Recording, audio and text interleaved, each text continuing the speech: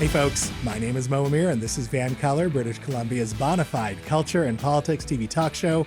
Tonight, Tamara Taggart will be here to discuss what we learned from a recent coroner's inquest into the death of a BC woman under the care of a publicly funded home share provider. But first, let's talk about the video sharing social media app TikTok. US President Donald Trump gave the company an extension to comply with a law that requires TikTok to be sold to an American owner or be banned in the US. So how does this affect Canadian TikTok users and content creators? And what's happening with TikTok in Canada? Here to give us her insights, my favorite follow on TikTok, an award-winning journalist and investigative reporter, Rachel Gilmore.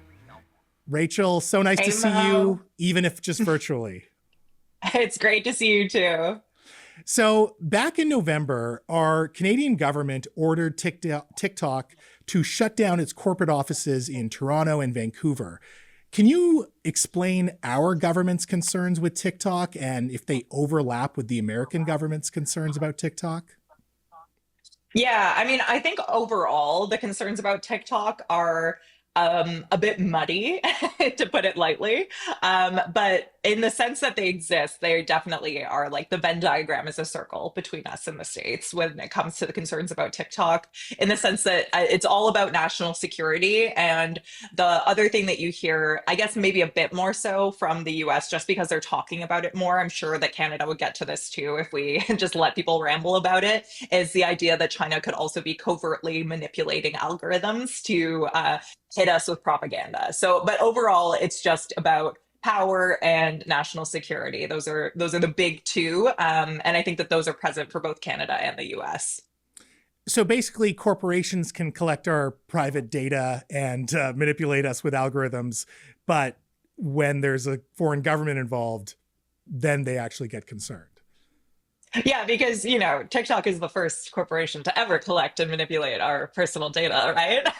But the China connection is definitely where they freak out. But I think that this is also a source of frustration when you actually understand data security. Like I know for a fact that there are data brokers out there, for example, that are incredibly sloppy with people's data and they siphon it up from everywhere. So it just kind of feels like you're putting a band-aid on a bullet wound and acting like you're actually doing something about an issue when you're kind of just targeting one tiny facet of it, because it's like got a big, China scary, China bad branding to it. So I don't know. It's frustrating because Facebook has gotten in tons of trouble in the past for how it handles U.S. citizens' data and other people's data. So it's just the target on TikTok in some ways feels a bit strange. Now, given the kind of brute diplomacy that Donald Trump is exercising, and of course our own concerns around foreign interference, is TikTok at risk of being shut down here in Canada?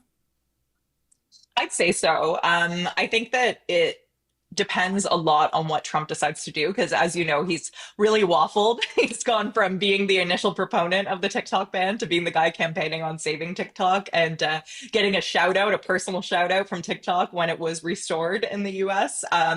But, if he does decide to go ahead with it, I think that in general, Canada does tend to move in lockstep. I mean, we've got the Five Eyes Alliance that involves the US. We've got a lot of national security interests and overlaps with the United States. So even regardless of Trump, if the US decided to ban TikTok, and especially if a certain the EU, I believe overall, is looking into the security of TikTok. So if all of our allies are doing it, we're kind of followers when it comes to that stuff. So I think that if it goes away in the States, it probably eventually will go away here too. But the real question mark is it going to go away in the States? Because we don't know.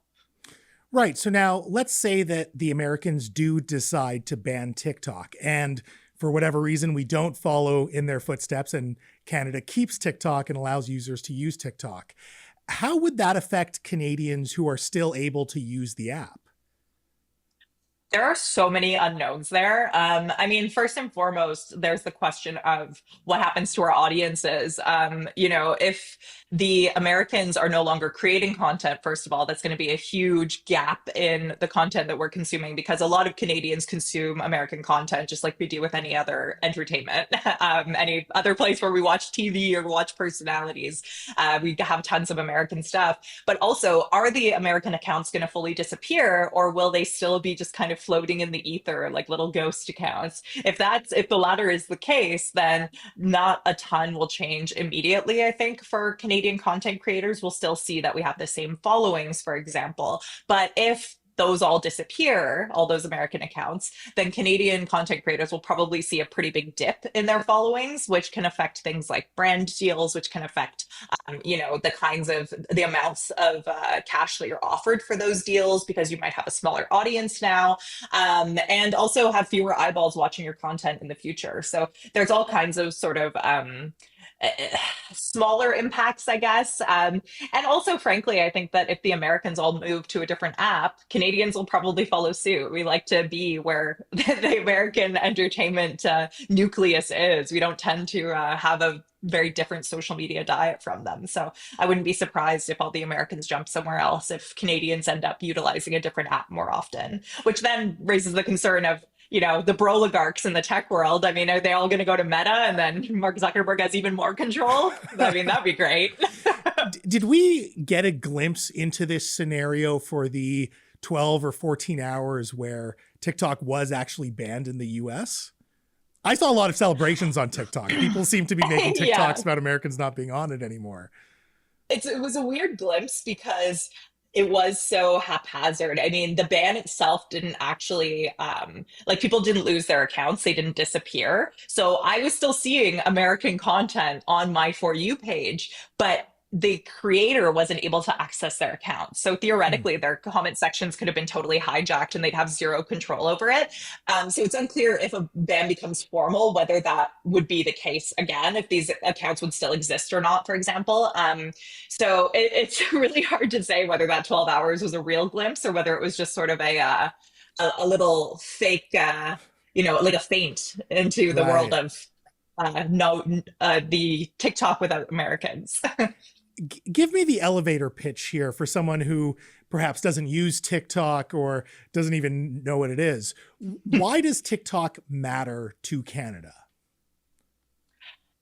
Well, I think TikTok it gives a voice to a group of individuals who aren't necessarily afforded the same level of viewership and audience that other platforms, or from other platforms. So first and foremost, it's a more, I almost want to say it's a more democratized social media. Meta and Facebook, Meta and Twitter and all those guys, they have an emphasis on brands or just generally horrific content.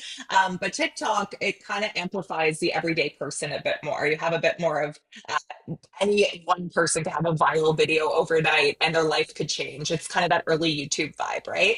And then also, we know because Pew Research looked into this, that TikTok, when it comes to news influencers, like your girl, it's one of the only places where left-wing content creators outpace those on the right. It's the only social media platform where that happens. So it's actually a bit of a different taste in your information diet when you're otherwise eating the same dish nonstop, And also, it's the only platform where women news content creators come even close to existing in the same numbers as men. So it's actually got a bit of a different demographic in terms of its content creators, and you're getting a slightly different perspective on the world. So I think that that's really valuable, especially as we're seeing increasing monopolies in the tech world, to have a platform where it's a different kind of content. It's just unfortunate that there's additional national security concerns because of China, but those kind of exist no matter what. Well, Rachel, I always appreciate your insights. Keep up the great work, and thank you so much for your time tonight. Thank you for having me. Folks, make sure you follow her on all the socials and be like me. Subscribe to her Substack. She is, of course, Rachel Gilmore. Now, after a little business, the coroner's inquest into the starvation death of a British Columbian woman with Down syndrome concluded last week. Tamara Taggart testified in the inquest, and she'll be here to explain what we learned up next.